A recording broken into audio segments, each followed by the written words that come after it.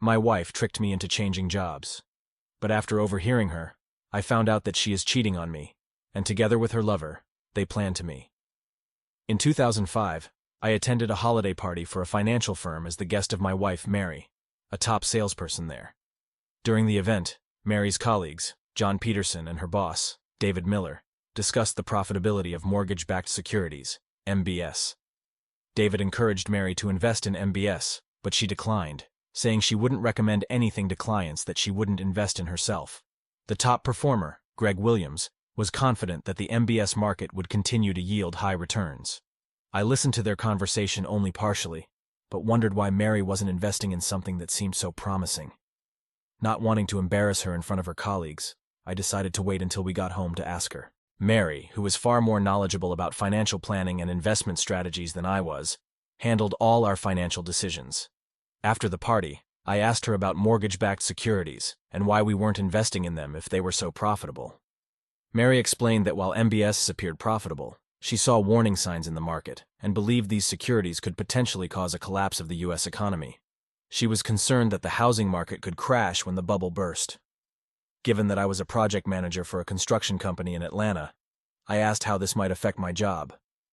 Mary advised me to start looking for a job in a different industry, as she planned to do the same, anticipating that her firm would be in serious trouble when the bubble burst. Trusting Mary's judgment, I didn't waste time and sent my resume to a recruiter. For 9 months, I received no job offers, with my agent, Rick Thompson, mentioning that the job market was already showing signs of a downturn. In September 2006, Rick called with a job opportunity, mentioning a position in Charlotte, North Carolina. I told him I needed to discuss it with my wife and asked for details about the job. Rick explained that the job was with a company that built and franchised automotive service centers, and they needed project managers to oversee construction.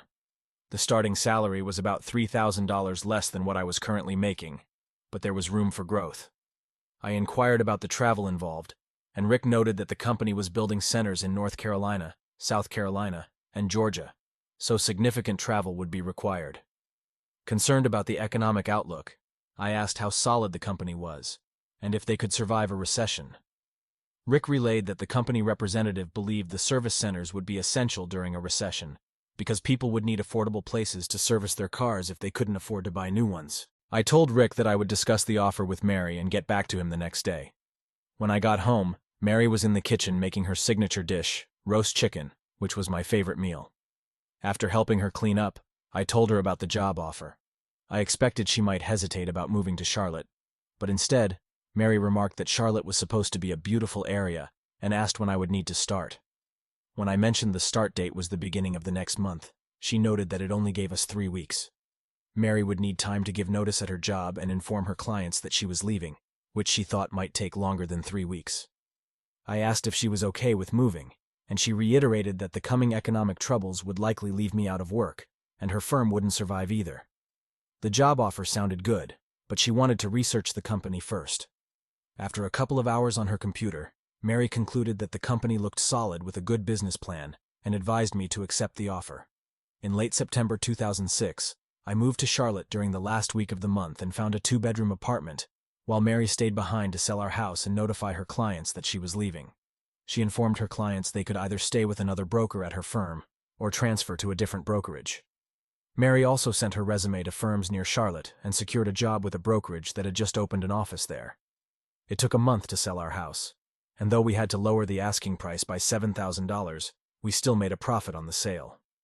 When Mary finally arrived in Charlotte, I was managing 2 projects for the company in western North Carolina, allowing me to be home every night. We spent the next several months exploring the area together. In early 2007, we bought a foreclosed house in a planned subdivision that overlooked a river, a large colonial with 4 bedrooms, 3.5 bathrooms, and a 2-car garage. We loved the house and thought it was perfect for raising a family, though it took time to adjust to the quiet with no nearby neighbors. Mary quickly adapted to her new job, growing her client list, and even reconnecting with some of her previous clients. By the end of 2007, the 2 projects I was managing were completed, and I picked up 2 more in South Carolina, which meant spending 3 or 4 nights a week away from home. It was tough, but our plan was to stick with this job until the housing market improved, allowing me to return to the construction industry. The upside of being away so much was the quality time we spent together when I was home. After 4 years with the company, I was doing well as the company expanded, but it meant more time away from home. Mary never complained, focusing on building our wealth as an investment advisor with plans for us to start a family and retire early. In March 2011, after being away for 3 weeks, I returned home for a 4-day weekend and was met by a serious Mary. She told me she had been thinking about starting our family, but felt our financial situation wasn't ideal yet. She had come across a new investment opportunity that could potentially get us where we needed to be within 2 years, allowing us to start a family and for her to become a stay-at-home mom. Mary explained that she had met an investment advisor, Tom Hughes, at a seminar and had been discussing this idea with him for a few weeks. She mentioned that Tom, who had experience in such investments, was enthusiastic about the idea and believed it could more than triple our investment. She assured me that the risk was reasonable and that they would explain the details and the required investment amount once Tom arrived. Later, I heard a car pull up the driveway and went outside to meet Tom, who arrived in a red 2008 Corvette. I couldn't help feeling a bit envious, as I had always liked Corvettes but had to drive a Ford F-150 for my job. As we shook hands, I assessed Tom, and he likely did the same with me. He was about my height, 6'1", with short dark hair and a mustache. He had a friendly smile and spoke with a slight accent that I couldn't quite place. When I asked where he was from, he mentioned he grew up in Ohio and had spent several years in Texas. We entered the house, and Mary appeared from the kitchen carrying a tray with drinks and snacks. She remarked that since we had already met, we could get started. Mary then began explaining the plan, noting that she hadn't shared the details with me yet. Mary recounted how she was working with a client who owned a drilling company involved in fracking for natural gas in Oklahoma. He mentioned that one of his competitors was interested in starting fracking in North Carolina, where the legislature had recently approved it, with drilling expected to begin the following year. This conversation sparked an idea in Mary. She explained that to explore, extract, or sell mineral deposits, including natural gas, one must either own the mineral rights for the property or have a lease agreement with the rights owner. Mary did some research and realized that if we could acquire the mineral rights from property owners before the drilling company did, they would have to lease those rights from us to extract the gas. This could be a highly profitable venture for us. After Mary finished, Tom quickly added that when Mary shared her idea, he conducted his own research and confirmed she was correct. They could purchase the rights to the gas beneath the land without needing to buy the property, and he believed they could easily triple their investment if they acted quickly. Although I trusted Mary's judgment, I was skeptical of Tom and uncertain about the risks involved. Tom explained that most landowners didn't own the mineral rights under their land, as those rights had been sold decades ago. He discovered through public records that a single family owned the majority of these rights in the area they were considering. Tom had already contacted the head of the family, who expressed interest in selling the rights for the right price. It became clear that Mary and Tom were committed to the plan, with or without my agreement. Trusting Mary, I agreed to go along with her suggestion. When I asked about the cost, they told me we would invest $400,000, matched by Tom, to purchase the mineral rights from the family. Concerned about the substantial sum, I questioned their certainty, but Mary insisted it was an opportunity too good to pass up, with Tom agreeing. Mary then mentioned the need to sign a partnership agreement and grant her power of attorney to act on my behalf when I was out of town. She handed me a stack of papers, and I signed several documents. As soon as Tom left, Mary, unusually eager, pulled me to bed. Despite her initial hesitation about being in front of the window, the thrill seemed to excite her. Mary made love to me twice more that weekend, but by Monday morning as I headed back to South Carolina, I felt uneasy about her involvement with Tom in the business deal. My distrust of Tom and the large financial commitment contributed to my discomfort. Adding to my concern, during our passionate weekend, Mary never said, "I love you," something she always did before, which made me question whether their act was out of love or just to fulfill her needs. 3 weeks later, when I returned home, Mary greeted me with a distant kiss on the cheek and little interest in my life. When I asked about the business plan, she gave a brief, unenthusiastic response. She seemed standoffish all weekend, and when I asked her about it, she claimed she was just tired and hinted that my frequent absences weren't helping. For the first time since our marriage, I was relieved to leave for South Carolina on Monday. Mary's coldness persisted during our phone calls, though she eventually warmed up slightly. However, she continued to deny anything was wrong, which made me worry about our marriage. I tried calling at different times, and while Mary always answered, her attitude didn't ease my concerns. She seemed annoyed by my calls, though she never said so directly. Believing that my absence was the issue, I put more effort into making her happy when I was home, but her attitude remained unchanged as the months passed. In January 2012, as I prepared to head home for a long weekend, I called Mary to let her know my travel plans. This time, she sounded unusually happy and warned me about icy roads due to recent snowfall. Her tone was more loving than it had been in months, making me hopeful that whatever had been bothering her was over.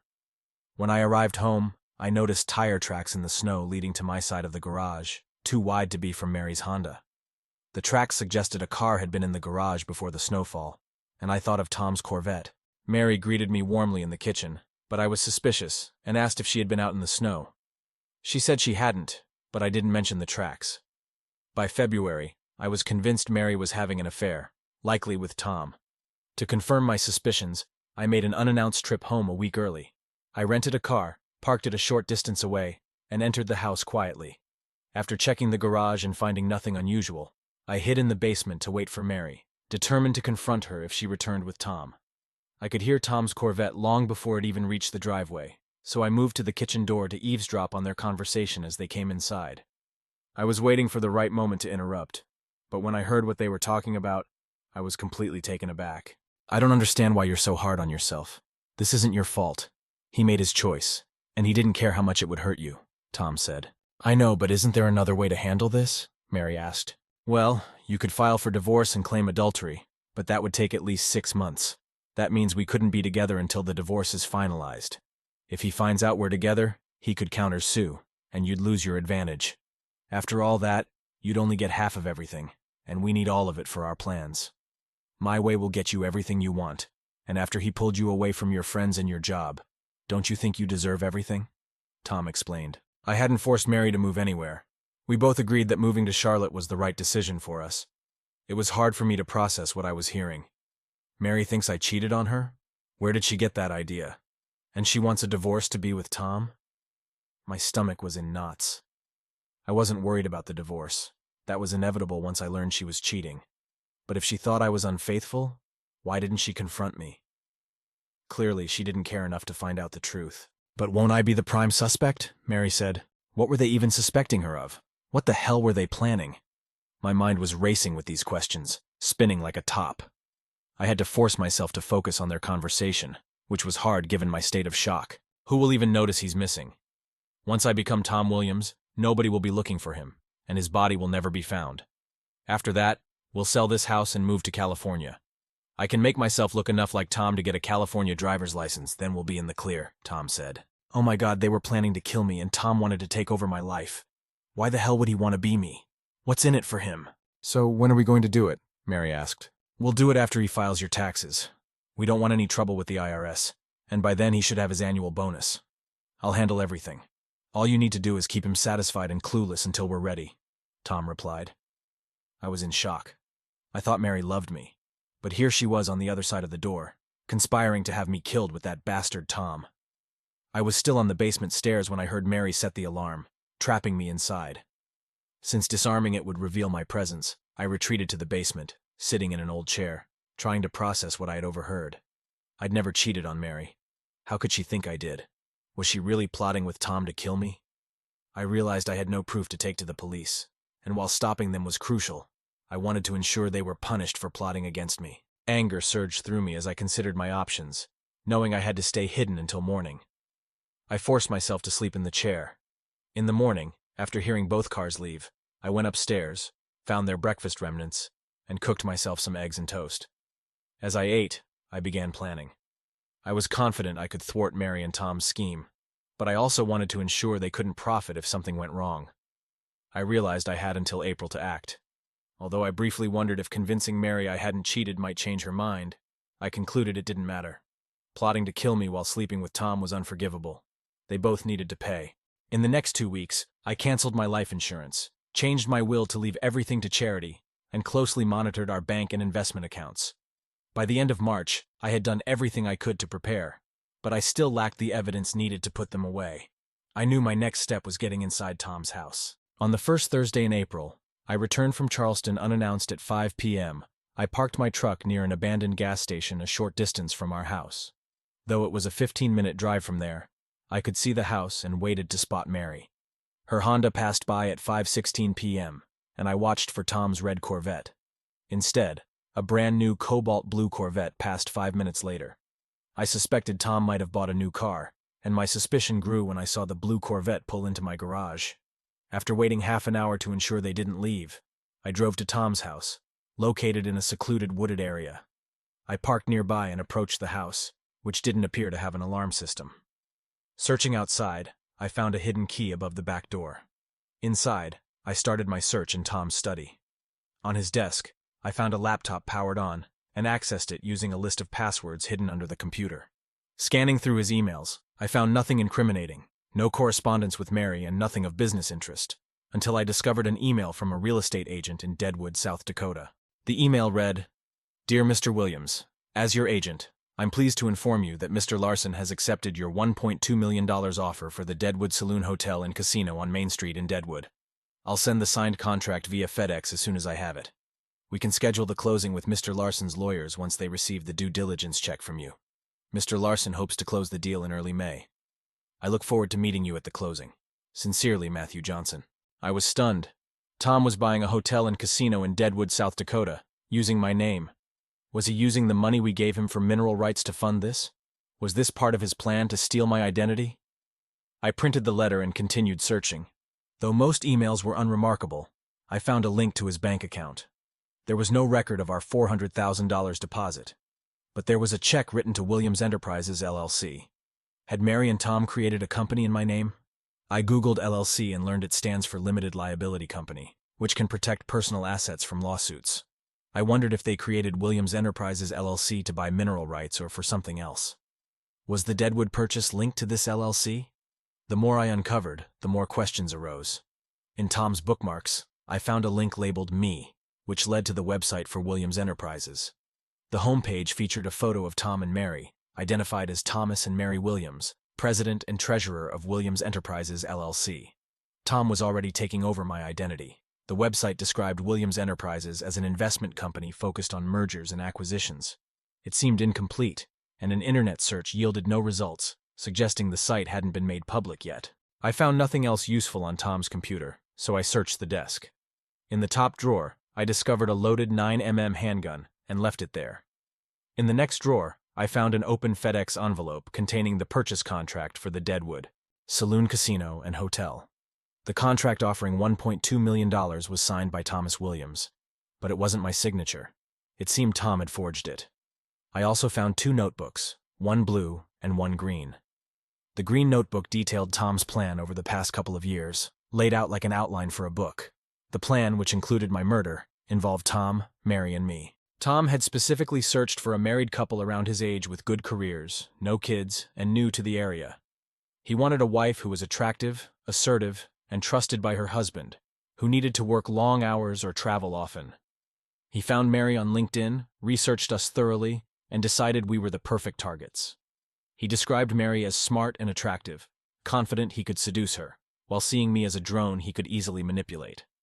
His plan began in 2009 when he posed as an investment analyst to meet Mary at a broker seminar.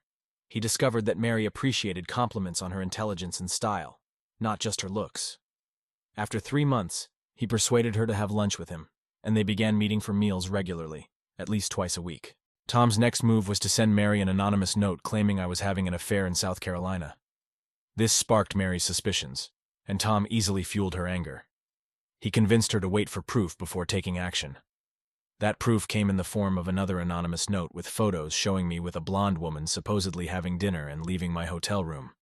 The photos were clearly doctored, as I had never met that woman. Once Mary was angry enough to consider divorce, Tom seduced her. Their affair began over a year ago. Tom told Mary he loved her and wanted to marry her after the divorce, but advised her to keep quiet about my supposed cheating. He convinced her to start hiding money to prevent me from getting any in the divorce. Tom played on Mary's resentment, reminding her how unfair I had been by moving her to North Carolina away from her friends and family, and then allegedly cheating on her. He got her so angry that she wanted to leave me penniless. Tom pointed out that in North Carolina's no-fault divorce laws, I would still get half of everything. When Mary finally expressed that it wasn't fair for me to get anything, Tom suggested a way for her to get everything, planning my murder. Over a couple of months, Mary began to agree and started plotting with him. The idea of buying mineral rights was a scam from the start, designed to drain our savings and put the money out of my reach. Mary assured Tom that I was clueless about finances and trusted her completely. She convinced me that buying mineral rights was a great investment, leading me to sign the documents to start the LLC and hand over all our savings. Like a trusting fool, I did. On page 38 of the notebook, Tom detailed a grave he dug 15 miles north with GPS coordinates. He planned to kill me with cyanide in my coffee, then bury me and assume my identity as Tom Williams. They'd resign from my job, sell my house, and leave town. Mary helped form Williams Enterprises LLC, but might not have known about Tom's Deadwood Saloon purchase. The last page of the notebook had the GPS location of Mary's grave in Colorado, which she might not appreciate. I couldn't go to the police with the notebook since I stole it. Tom could claim it was just a book outline. Instead, I decided to confront them, let Mary read the notebook, record the meeting, and then contact the police. I waited until Friday, hoping Tom would stay with Mary so I could retrieve the green notebook. After returning everything to its place and staying at a nearby motel, I used the GPS coordinates to find my grave, driving 12 miles north and following a farm path for about 500 yards halfway down a wooded hillside, ending in a swampy area. I found a grave site, a dirt pile on plywood covered with a tarp, and a hole about 6 feet long and 4 feet deep. Was this to be my final resting place? At 5:30 p.m., I parked by the gas station and saw Mary drive by. I waited until nearly 6 p.m. to see if Tom would drive by, then checked his house. The blue Corvette was in the driveway. At 6:45 p.m., Tom left, and I followed him to the gas station, then saw him return to my driveway and enter the garage. After Tom's garage door closed, I went to his house, checked his email, and grabbed the notebook and the Deadwood Saloon Hotel and Casino purchase contract. I also took the Colt from his drawer for protection. I returned to my house around 8 p.m., parked outside, and entered through the garage. The Colt was hidden in my belt. In the kitchen, I heard music and voices from the living room. When I peeked in, I saw Mary and Tom naked on the sofa. Mary had seeds leaking from her, and they were drinking wine. With the music on, they didn't hear me. I was so furious I almost skipped the confrontation and shot them both. I stepped back into the kitchen and set my phone to record audio. Taking a deep breath, I exhaled slowly before walking into the room. "I guess you weren't expecting me this weekend," I said loudly enough to be heard over the music. Tom spun around so quickly that he fell off the sofa, and Mary screamed, dropping her wine glass. The situation was almost funny. Tom on the floor, looking up at me, while Mary scrambled to cover herself, with spilled wine mixing with her bodily fluids on the leather sofa. "Why don't you two get dressed and then we can have a talk?" I suggested. After the initial shock, Mary seemed unfazed as she went upstairs to our bedroom. Tom picked up his clothes and began dressing right there. Once Tom was dressed, I said, "Let's sit down and wait for Mary to return." "Let's not make a big deal out of this," Tom suggested. "Are you kidding? You're sleeping with my wife, and I'm supposed to just brush it off? This is a huge deal to me," I said. Tom raised his hands in a gesture of understanding. We waited in silence until Mary came downstairs in a bathrobe. She glanced at me, then at Tom. I noticed a faint smirk on Tom's face as he said to Mary, "I could use a cup of coffee. How about you, Mary? Why don't you make a pot?" Mary appeared calm when she walked into the room, but her expression changed to worry when Tom asked her to make coffee. I realized from her reaction that Tom must have signaled her to poison my drink. It seemed like Tom was ready to kill me. From where I was sitting, I could see Mary in the kitchen, preparing the coffee and filling the machine with water. After she was out of view, I figured she was getting ready to make what she thought would be my final cup of coffee. As she didn't return to the living room, the silence grew increasingly uncomfortable. "So, how long have you two been having an affair?" I asked. Tom grinned and replied, "We've been in love for just over a year now." We sat in silence for about 10 minutes until the coffee maker made its usual hissing sound, signaling that the coffee was done. After another 5 minutes, Tom called out, "Hey, Mary, bring in the coffee." "In a minute," Mary answered. A few minutes later, Mary appeared with the cups, placing them on a tray before setting the tray on the coffee table. She handed me my cup first, then gave Tom his. When she finally sat down, she looked at me with a sorrowful expression. I hoped that meant she felt guilty about what she was doing. Tom took a sip of his coffee and smiled at Mary. I picked up my cup, held it for a moment, and then set it back down. "It's too hot," I said, placing the cup back on the table. "So, Mary, why? Why did you let yourself be drawn to this piece of trash?" Tom smirked again as he sipped his coffee and said to Mary, You might as well tell him. It doesn't matter now. You were never around and Tom was, Mary said. He convinced me I'd be better off with him than with you. Her answer seemed odd to me. She didn't accuse me of infidelity, which I expected would be her go-to excuse. Tom also seemed unsettled by her response, looking displeased. I picked up my cup once more and said, "That's a pretty weak excuse for having an affair." Tom glanced at Mary and said, "It's more complicated than you think. This isn't just an affair. Mary will be my wife once the divorce is finalized." I pretended to take a sip from my cup while watching Mary's reaction. She was focused on Tom, who was eyeing me, clearly waiting for me to drink from the poisoned cup. When I set the cup back down, Tom's frustration was evident. I decided it was time to end the pretense. "Mary, could you please fetch the notebook I left on the kitchen table?" I asked. As Mary stood up, I discreetly drew the Colt from under my jacket, keeping it hidden behind my right thigh. "What notebook?" Tom asked, looking puzzled. "While you were busy with my wife last night, I visited your place. I found a rather interesting notebook in your desk," I said. "The green one with your plans for Mary and me." When Mary returned with the notebook, Tom snatched it from her and said, "It's just some silly notes I made for fun. Did you let Mary read it? I think she should." Mary remained silent, just sitting there and staring at Tom. "Mary doesn't need to see that," Tom said, trying to downplay the situation. "Well, the police will be very interested in it when they arrive, especially once they discover the cyanide in the coffee Mary made for me. You two are going to be in serious trouble," I warned. Tom stood up and moved toward me but stopped when he saw the Colt in my hand. "Sit back down," I ordered. Tom picked up his coffee cup, looking as if he might throw it at me. I stood up and aimed the Colt at his head, saying, "Sit down and be quiet." Tom complied and sat back down, as did I. Mary and Tom both seemed to be waiting for me to speak. Tom tried to maintain his composure as he sipped his coffee, but Mary looked extremely anxious. Finally, Mary spoke up. "Tom, I'm really sorry for everything that's happened. You don't have to worry.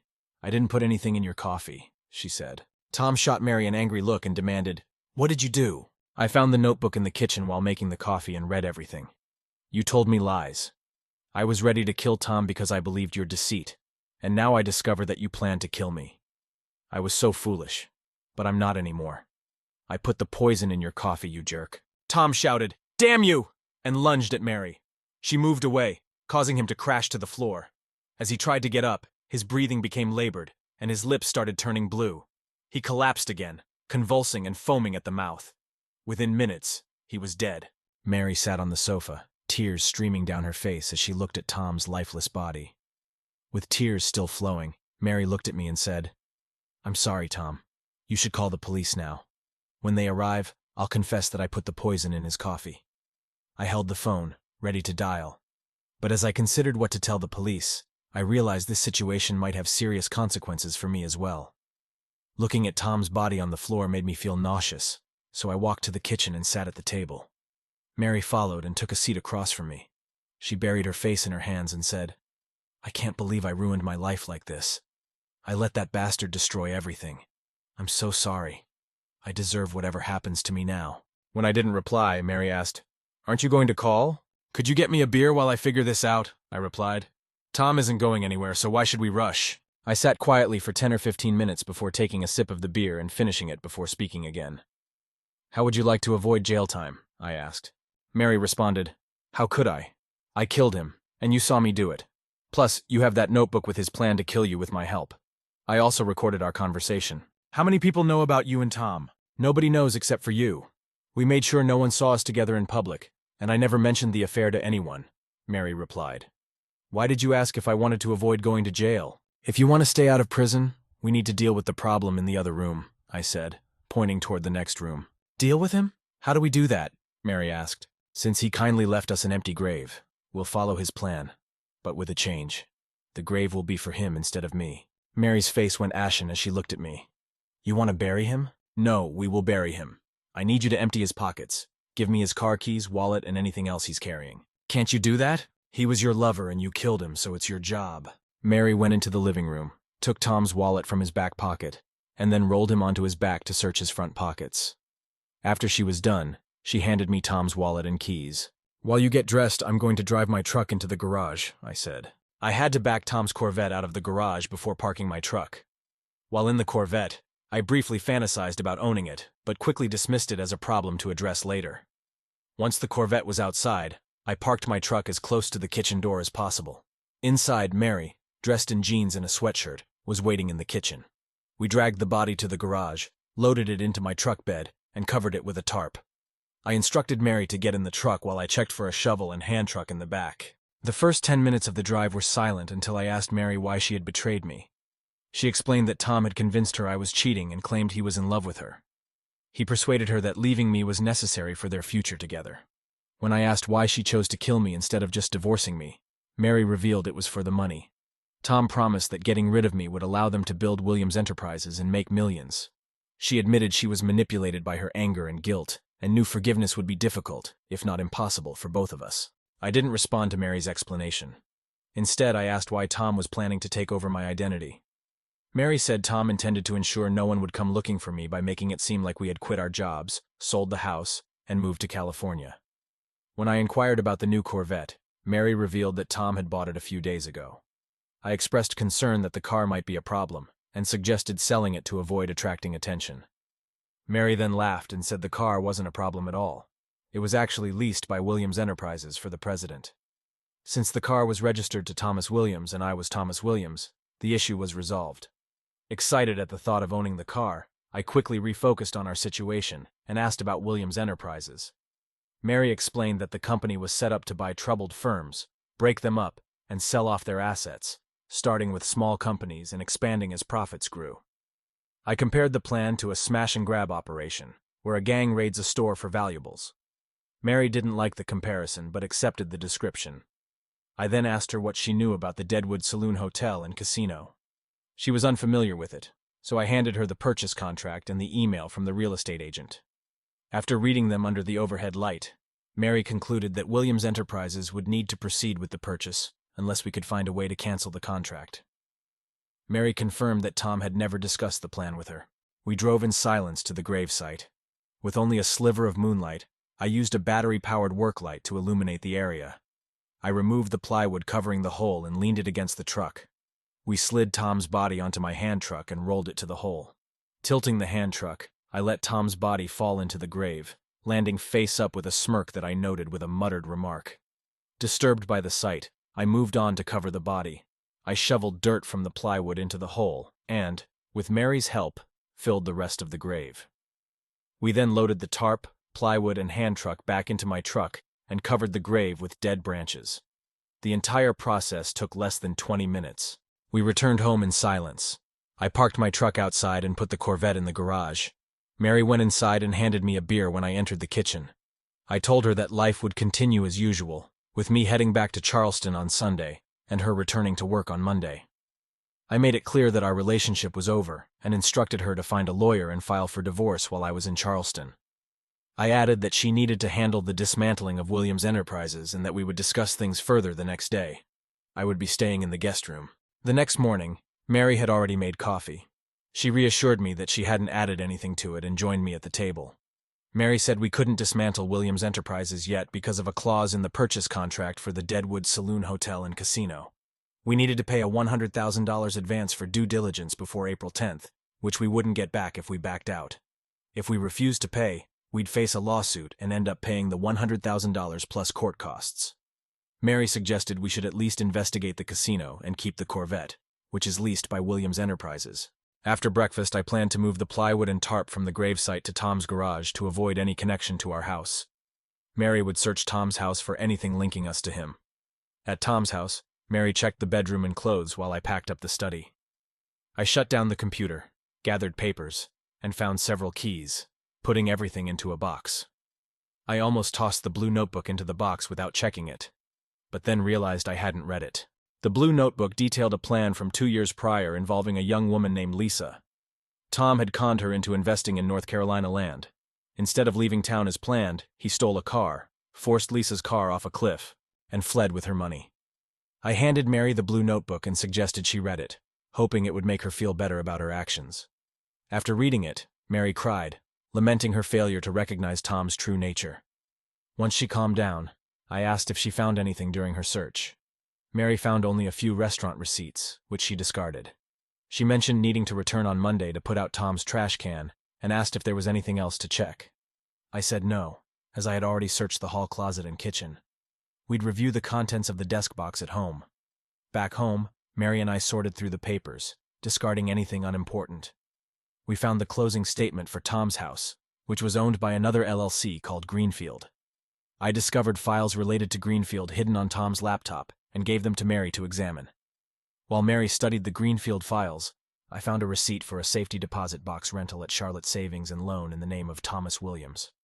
I wondered if one of the 5 keys from Tom's desk was for that box. 2 keys seemed promising, one for a safety deposit box and another for a post office box. Mary noted that Greenfield had significant assets, including $400,000 remaining after Tom's $400,000 investment, Greenfield's properties, and a house in the Cayman Islands.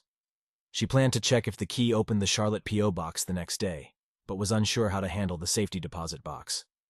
I speculated that one of the other keys might be for the Cayman Islands house, or a bank account there. We spent the day discussing Williams Enterprises and the Deadwood Saloon Hotel and Casino.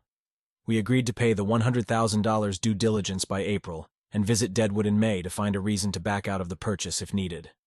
Until then, I would return to Charleston for work while Mary resumed her job. Before leaving on Sunday, I asked Mary if I could trust her now that Tom was gone. She assured me we were in this together and would need each other to succeed. I told her I'd see her in 2 weeks. During my 2 weeks in Charleston, I completed my projects and took a week off. When I got home, Mary updated me on her activities. She had been checking the Greenfield P.O. box daily, finding only junk mail and a Visa bill, which she paid using Tom's password to access Greenfield's bank accounts. I planned a trip to the Cayman Islands to check out Greenfield's house. Mary wanted to join but couldn't get time off on short notice. I arrived in Grand Cayman on Sunday at 2 p.m., took a cab to the 2-bedroom bungalow with a Caribbean view, and found it furnished but dusty and musty. I emailed Mary about the house, and she suggested hiring a cleaning service to maintain it monthly, funded by Greenfield. We planned to use it as a vacation home and potentially rent it out. I enjoyed the weather and beach until Thursday before returning home. When I got home, Mary proposed merging Greenfield with Williams Enterprises. This would allow us to sell Tom's house and keep the Cayman house. To do this, I'd need to impersonate Tom to get a lawyer to give Mary power of attorney for the merger. Mary suggested growing a mustache and having her style my hair to resemble Tom's photos. She had a lawyer lined up who wouldn't be suspicious. Mary planned to create a merger agreement and a buyout agreement for Tom's share of Greenfield. We would pay Tom's share into an offshore Cayman account and later withdraw the money. Mary also instructed me to open the safety deposit box at Charlotte Savings and Loan. It took me 2 weeks to grow a suitable mustache. Mary styled my hair, and we successfully fooled the lawyer.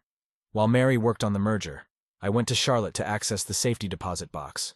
Inside, I found $20,000 in cash, a passport with Tom's picture but in my name, and a passbook showing over $1 million in a Grand Cayman bank account. I took a few deep breaths, then collected the items, including several papers, a card with phone numbers and passwords, and put everything in my briefcase. When I got home, I showed Mary what I took from the safety deposit box. She took $10,000 for herself and gave me $10,000. Mary used the passwords from the card to access Tom's Grand Cayman bank account.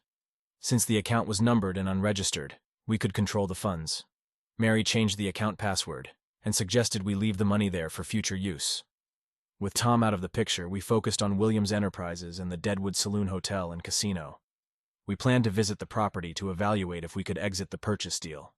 If not, we'd need to learn how to run a hotel and casino. On December 19, 2012, I reflected on the past year while having a drink. 10 months earlier, Mary and her lover Tom had plotted to kill me. After confronting them, Tom died. Now I was president and CEO of Williams Enterprises, with Mary as CFO. In May, we inspected the Deadwood Saloon Hotel and Casino, found no grounds to void the contract, and proceeded with the purchase. I moved to Deadwood to manage renovations while Mary managed finances and continued her brokerage work in North Carolina. Over the past few months, Mary and I renovated the Deadwood Hotel and Casino, now renamed Williams 1870 Saloon, for its grand reopening on December 21st. I admired the completed renovation as I headed to my truck. While reaching for the truck door, a voice asked if I was Tom Williams. Before I could react, 3 men assaulted me. 2 restrained my arms with zip ties while the third covered my head with a bag. They forced me against a wall, and one punched me to silence me. A car approached, and I was pushed into the back seat and forced down to the floor. I feared the worst. Was this about the Deadwood property, or a betrayal by Mary? After about half an hour, the car stopped, entered a garage, and I was dragged into a house. They led me down a hallway and into a room where they shoved me into a chair and told me to stay quiet. With the bag over my head, I could only see the floor. One abductor announced, "We got him," followed by a gravelly voice asking if I gave any trouble, to which another voice responded with laughter, "No trouble." The gravelly voice then ordered, "Go get CJ." I had no idea who CJ was or what was happening. I immediately recognized it was a woman approaching by the clacking of her heels on the hardwood floor and the intoxicating scent of her perfume. As she neared, I could see her stylish shoes and delicate ankles. Despite my dire situation, these details caught my attention. Without warning, she struck me hard on the left side of my jaw, leaving me dazed. I braced for another blow, but instead, she removed the bag from my head. It took a moment to focus, but I saw a woman with big dark brown eyes, a pretty face, and long, almost black hair. Scars on her forehead and chin did not detract from her beauty. After a brief stare, she turned and shouted, "That's not him. You brought me the wrong man." Confusion settled in as one of the abductors insisted I was Tom Williams, the person they were supposed to grab. CJ, the woman, was angry and demanded to know who I was. I introduced myself as Tom Williams, which only seemed to frustrate her more. She asked if I knew Michael Johnson, and I replied that I had never heard of him. CJ then turned to the middle-aged man with the gravelly voice and complained about the mistakes of her team. Jimmy, another abductor, pointed out that I had claimed to be Tom Williams and questioned whether the picture was of me or not. CJ asked to see the picture and held it up in front of me. The image was of Tom Hughes standing next to the cobalt blue 2013 Corvette, the same car parked in my garage. I could think of no lie to extricate myself from this situation, so I told the truth. I admitted knowing Tom as a scam artist who tried to steal my identity. When CJ asked where Tom was, I requested she cut the zip ties cutting into my wrists in exchange for the information. CJ ordered Jimmy to cut me loose. Once my hands were free, I told CJ that the last time I saw Tom, he was in North Carolina and had just bought the car in the picture. Noticing CJ's anger, I asked how much he had taken from her. CJ sat down in front of me and revealed that Tom, under the name Michael Johnson, had stolen over $500,000 from her inheritance. She explained that she had met him 5 years ago when he promised to use her money to buy land in North Carolina and later sell it for a profit. After a car accident kept her in the hospital, she found herself unable to locate him and had been searching ever since. I mentioned that Tom's actions against CJ were detailed in a blue notebook I had. When I asked if the C in CJ stood for Claire, she was surprised. I offered to show her the information at my house in Deadwood, suggesting it would help her understand the situation better. CJ was wary but agreed to come, bringing Jimmy and his friends along. On the drive back to Deadwood, I sat between Jimmy and Dan while CJ drove. Upon arriving home, I warned Jimmy about the Colt in my safe and asked him to wait as I handled it myself. I opened the safe, handed it to Jimmy, and retrieved 2 notebooks. I then brought them into the living room, suggesting Jimmy and Dan wait in the kitchen to keep things discreet. I offered CJ a drink, and she opted for a bourbon on the rocks, humorously noting this wasn't a date. I explained how CJ had traced me through a Corvette lease, confirming my identity with the hotel in Deadwood. I shared how Mary and I ended up in Charlotte, discovered her affair with Tom, and their plot to kill me. I showed CJ the green notebook detailing Tom's plan to steal my identity and later kill Mary. CJ asked about the outcome, and I handed her the blue notebook, suggesting she read it alone. When I returned to the living room, CJ was in tears, realizing Tom had deliberately tried to kill her. She gave the car keys to Jimmy and asked him and Dan to return to the house while she and I discussed things privately. Jimmy handed her my Colt before leaving. After being alone, CJ asked if I was a threat, and I reassured her I wasn't. She explained her scars were from a 2010 accident where she fell off a cliff, leading to severe injuries and memory loss. I shared that Mary had used cyanide to kill Tom, avoiding police involvement to prevent financial complications for Williams Enterprises. Mary and I were now divorced but continued as business partners, with her handling finances and me managing operations. CJ, who introduced herself as Claire Johnson, a CPA from Erie, Pennsylvania, and whose father rented the house where I was held, asked to stay the night and borrow a t-shirt. I agreed. The next morning, I confirmed CJ's story with Mary and offered to drive CJ back after she packed. CJ recognized the Corvette from the photo with Michael and was surprised it was now mine, explaining it was registered in my name since Michael had used my identity. CJ said the house was in Sturgis. I invited her for lunch in Deadwood, promising to discuss something important afterward. She met me at O'Neill's Irish Pub and then joined me at my office, where I showed her a spreadsheet of the Deadwood Hotel and casino's finances. I explained the spreadsheets. One detailed the $1.5 million purchase price for the hotel, including payments, loans, and costs. CJ, a CPA, was frustrated but understood. The other spreadsheet covered Williams Enterprises' startup funds, showing $400,000 each from Mary and Tom, plus $800,000 from merging with Greenfield LLC, including Tom's house sold for $450,000. I explained that the $1.5 million likely included the $400,000 Tom took from CJ. Shocked, CJ considered two options: a $400,000 annuity providing $2,000 monthly for 20 years, or joining us as an equal partner and CFO of Williams Enterprises, with a salary, benefits, and bonuses. CJ worried about her teaching job. I suggested she could work remotely or full-time, which I preferred. Mary would be vice president, focusing on investments. CJ was given 2 weeks to decide.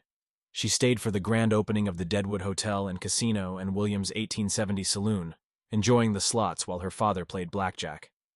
By Friday, with no call from CJ, I worried she might choose the annuity and stay in Erie. On Saturday, CJ arrived unannounced, ready to start as my new partner. She moved into my spare bedroom and later found an apartment near the hotel. Expressing my reluctance for her to leave, I admitted I enjoyed her hugs. CJ suggested a more intimate gesture, leading to a passionate kiss and taking us to the bedroom. Our kissing grew more intense as we undressed each other. "Are you sure this is what you want?" I asked. For the next several minutes, we talked about what we had just done, and then CJ said, "If we're going to have any kind of relationship, you have to promise me that you won't date or get close to other women." "I can commit to that if you agree to do the same," I said. After our first night together, CJ didn't move out, but also didn't officially move in. She left her belongings in the spare bedroom, yet spent every night with me. 2 months later, Mary visited Deadwood to meet CJ. They quickly warmed to each other, sharing a laugh over their history with 2 men, one good and one bad. After Mary and CJ went to lunch, they returned in high spirits.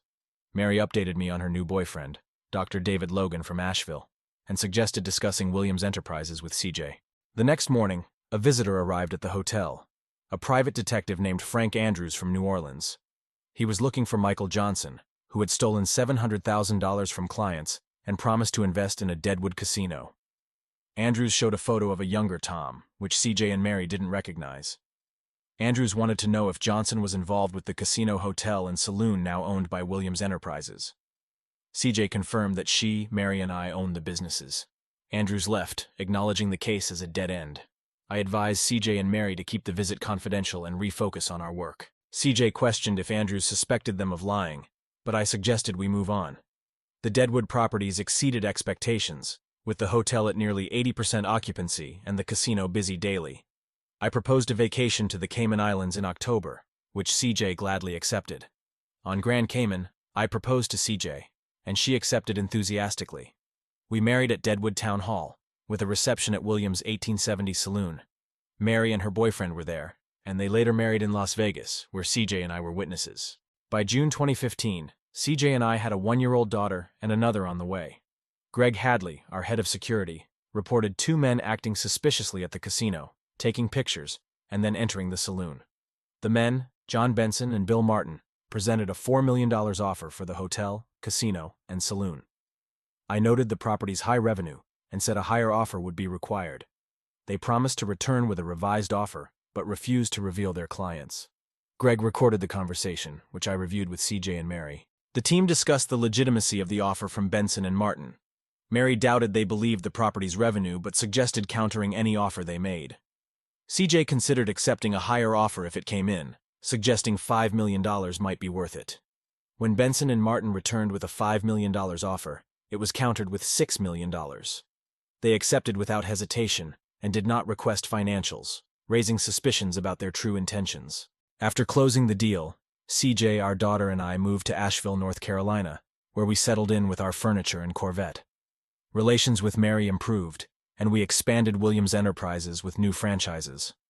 Our second child, Thomas Williams Jr., was born in October, and Mary announced her pregnancy in April.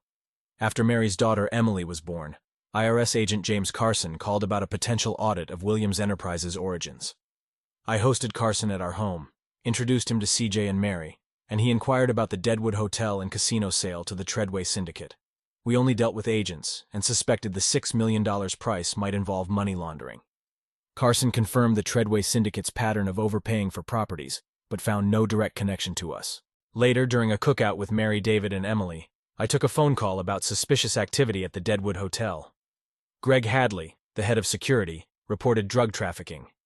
Local and state police, joined by the FBI and IRS, raided the hotel, finding drugs and revealing the casino was used for money laundering. The Deadwood police and state police had seized the property under South Dakota's asset forfeiture law and were offering it to us for $2 million. CJ reacted with shock, and Mary asked how soon a decision was needed. We had a couple of weeks, but delaying could increase the price due to federal interest. CJ noted the publicity might make the hotel famous, increasing room rates and visitors. We agreed to proceed but would need to find viable managers for the property to avoid living there full-time. Mary and CJ were both in favor of the purchase. By March 2020, business at the repurchased Deadwood Hotel and Casino was thriving, with gross revenues over $1.5 million annually. Other ventures were also successful, despite the looming threat of the COVID-19 pandemic, which would likely impact Williams Enterprises. We had sufficient funds in the Grand Cayman Bank to endure the financial strain and planned to keep our employees on as long as possible. Reflecting on the past 7 years, I was astonished by how my fortunes changed. Starting with a sociopathic con man who sought wealth through deceit and ended up buried by his own actions. Now, as president and CEO of the company he founded, I inherited his Corvette, took over Greenfield, accessed his Cayman Islands account, and acquired the hotel and casino he coveted most. Most importantly, without his interference, I would never have met CJ. In the end, the con man's greed led to his downfall, while it led me to a successful, fulfilling life with a wonderful family.